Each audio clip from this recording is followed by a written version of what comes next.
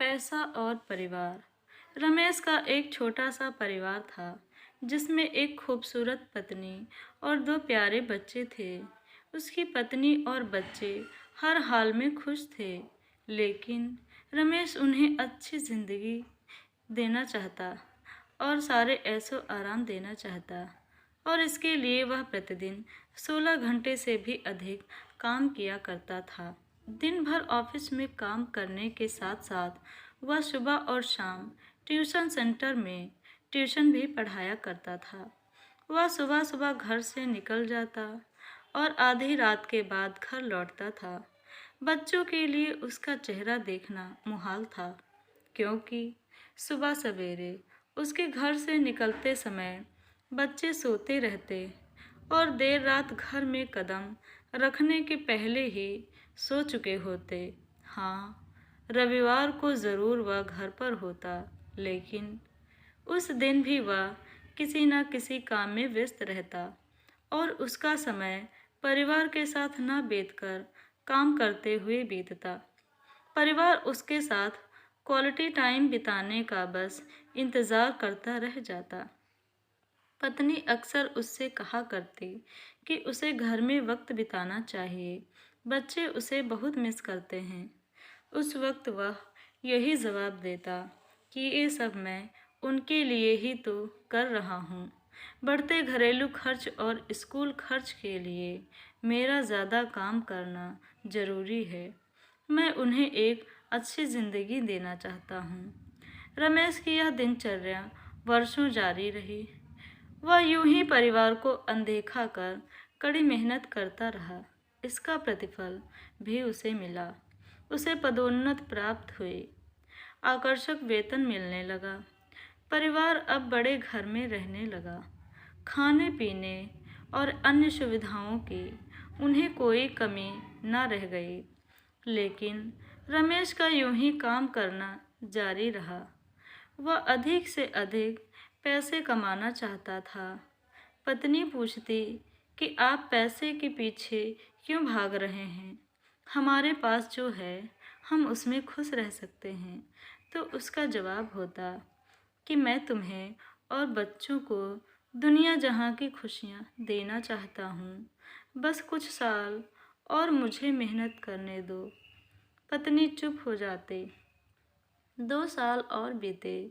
इन 2 सालों में रमेश बमुश्किल अपने परिवार के साथ समय बिता पाया।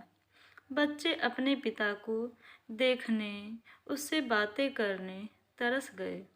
इस बीच एक दिन रमेश की किस्मत खुल गई। उसके दोस्त ने उसे अपने व्यवसाय में हिस्सेदारी की पेशकश की और इस तरह रमेश एक व्यवसायी बन गया। व्यवसाय अच्छा निकला और रमेश को पैसे की कोई कमी नहीं रह गई थी। उसका परिवार अब शहर के सबसे अमीर परिवारों में से एक था। उनके पास सभी सुख सुविधाएं और विलासिता थी, लेकिन अपने बच्चों से मिलने का समय उसके पास अब भी नहीं था। अब तो वह बमुश्किल घर पर रह पाता। उसका अधिकांश समय शहर से दूर बिजनेस टूर में बीतता। साल गुजर जाने के साथ उसके बच्चे बड़े हो गए। अब वे किशोरा अवस्था में पहुंच गए। रमेश ने भी इन सालों में इतना पैसा कमा लिया था कि उसकी अगली 5 पीढ़ियां शानदार जीवन जी सकते थे। एक दिन रमेश के परिवार ने छुट्टी बिताने समुद्र तट स्थित अपने घर जाने की योजना बनाई। बेटी ने उससे पूछा, पापा, क्या आप एक दिन हमारे साथ बिताएंगे? रमेश ने जवाब दिया, हाँ ज़रूर। कल तुम लोग जाओ, मैं कुछ काम निपटा कर 2 दिन में वहाँ पहुँचता हूँ। उसके बाद का मेरा पूरा समय तुम लोगों का है। पूरा परिवार बहुत खुश हो गया। वे समुद्र तट स्थित अपने घर पर चले गए। 2 दिन बाद रमेश वहाँ पहुँचा, लेकिन उस दिन उसके साथ समय बिताने कोई नहीं था। दुर्भाग्य से वे सभी उस दिन सुबह आई सुनामी में बह गए थे। रमेश अपनी पत्नी और बच्चों को कभी नहीं देख सकता था। करोड़ों की संपत्ति होने के बाद भी वह उनके साथ का एक पल नहीं खरीद सकता है। वह पछताने लगा। पत्नी के कहे शब्द उसे याद आने लगे। आप पैसे के पीछे क्यों भाग रहे हैं? हमारे पास जो है हम उसमें खुश रह सकते हैं। सीख: पैसा सब कुछ नहीं खरीद सकता, इसलिए पैसों के लिए अपने परिवार को महत्व देना कम मत करें।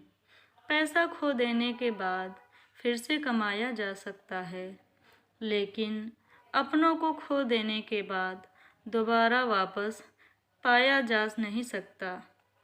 दोस्तों, आपको कहानी पसंद आई हो तो प्लीज़ कमेंट करके हमें ज़रूर बताएं।